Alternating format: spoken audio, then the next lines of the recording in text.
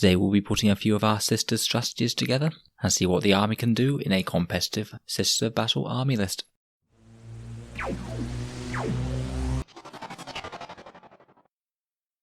Hello and welcome back to Auspex Tactics, the strategy and tactics focused 40k channel, where we're all about getting the most out of our miniatures on the tabletop. So the new Sisters rules have been out for a few months now, though it's only been quite recently that a lot of the kits have become available. Today we'll be having a talk through a typical competitive Sisters of Battle list, how it might play, and some of its strengths and weaknesses in the current meta. This is definitely just one example of things that you can run with the Sisters of Battle. I'm sure there's plenty of room for personal adaptation or optimization, so I treat this more of a list archetype type review, rather than get hung up over every single detail. All that being said, let's take a look at this 2000 point army list. So, this Sisters of Battle army list has gone with the Valorous Heart. That's the order conviction that ignores AP-1 and gives everyone a 6+ feel no pain type shrug off save, so abnormally hardy compared with the other orders. This is organised into 2 battalions. It doesn't matter too much which units are in which battalion. The core of the list is a solid gun line of bolters, shielding a bunch of Exorcists in the backfield, with some fast moving deep strike threats to claim key objectives and put a bit of pressure on the enemy. The main aim of this list is to maximise the Shield of Faith ability, so the vast majority of units have a 4+ invul save, which combined with the Valorous Heart ignoring any AP-1 or AP-2 weapons, means that every single sister that you kill here will be getting a very decent save, and almost no weapons are going to be efficient when pointed at this list. Basically anything that's firing with AP-0 has a good chance of being met with a 2-up save, if we can get a lot of these sisters in cover. Anything AP-1 or AP-2 is ignored, provided we can get them within range of an Imagifier, and high AP weapons will often be running into a 4+ invul save. Once you get through all that, of course there's a 6-up feel no pain type shrug off, which might save even more damage coming in. Let's talk about the Exorcists first. These are our main source of anti-tank, and in some games they're going to be absolutely key.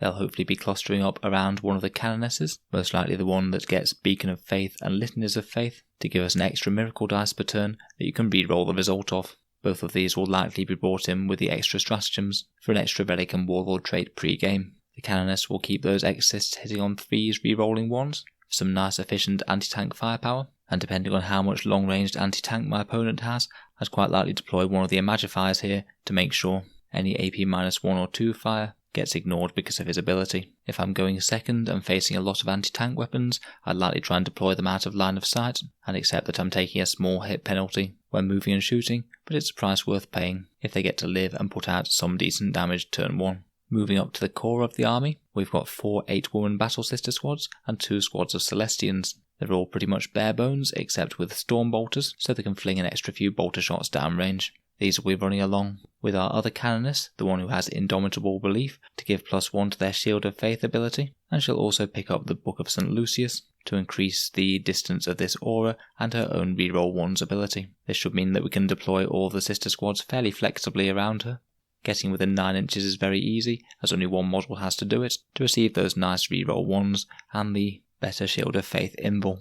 We'll have our other 2 Imagifiers also providing ignoring AP weapons here, although potentially depending on the opponent I might swap one of their tails out to be the Strength 4 one, to give the sisters some better melee punch, particularly if we're expecting to be charged by hordes of Xenos or heretics. I really like the Celestians here for holding the main battle line. They have extra attacks if it does come to close combat, and instead of getting reroll 1s from the Canoness, they'll instead get full rerolls to hit, meaning that their bolter fire is far more efficient than the regular Battle Sisters. Also, buffing this central blob of Battle Sisters will have a missionary to give them all an additional attack in close combat, and its helpful morale buffing effects, and Celestine will also loiter here, helping everyone's invul save, hopefully making it up to a 4+, in combination with that Canoness, and if the enemy gets too close, then she does provide a massive countercharge threat to cut down some elite infantry or put some wounds on a vehicle. Somewhere in the midfield we also have another couple of 5-woman Battle Sister units, just armed with Storm Bolters and nothing else. These will just be sent to secure the flanks of the army to make sure no enemy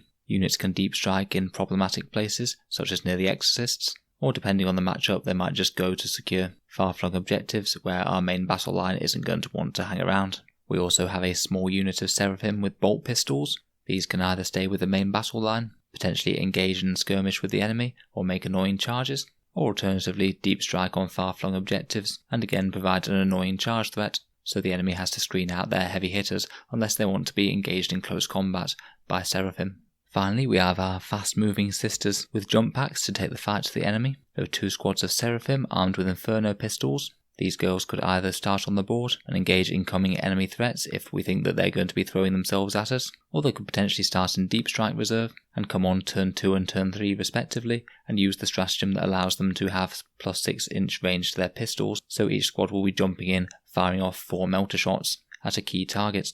Once they're down, they're quite hard to remove as well. Perhaps with some good positioning we would chain them back to our Imagifiers, or one of our sources of +1 to our Shield of Faith. Finally, we have a squad of 9 Zephyrim, which again, depending on the opponent and the level of firepower we're facing, could either start on the board as a counter-charge threat, or perhaps deep strike from off the board. I've given them their Zephyrim Pennant to allow them to re-roll their charge roll, which means that they have a pretty decent chance of getting in even from deep strike, though it's by no means guaranteed. If we could orchestrate it so they're within buff range of the Missionary Priest, and an Imagifier with the +1 to strength tail, then they're going to be absolutely brutal in close combat, with strength 4 re-rolling all wounds, meaning they'll be stacking a whole bunch of wounds on the enemy.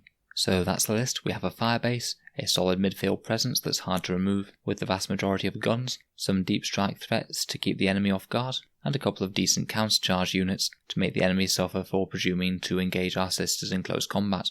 In terms of weaknesses, any army that has a little bit too much in terms of heavy armour could be a threat to us, particularly if those Exorcists are engaged and destroyed early in the game. We could certainly be facing an uphill struggle in that case. The same kind of goes for lists with a lot of high armour value such as Space Marines, where all of these bolter shots are only going to have minimal effect against Marines that are dug in cover. It could make life quite tricky for us. I think that we'd do a little bit better against any race that relies on lower armour saves, such as 4+ save armies such as Tau, or people running a lot of Guardsmen or Orcs.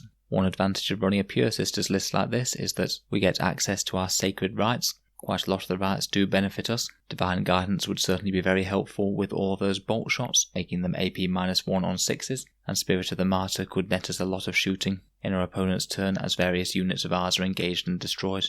Overall though, I think this list will be fun to play. It's certainly got some interesting and dynamic, hard-hitting units to take the fight to the enemy, and I think should stand up fairly well against the open field.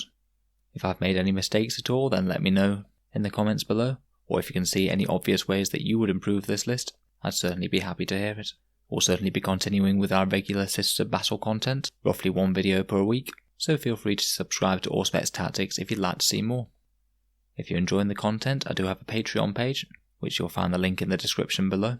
Making all of these videos does take a very long time, and Patreon is the thing that allows me to focus on this a little bit more, as a bit more of a full-time thing, rather than just in weekends and evenings. So if you are enjoying all this content, then any of support is of course greatly appreciated.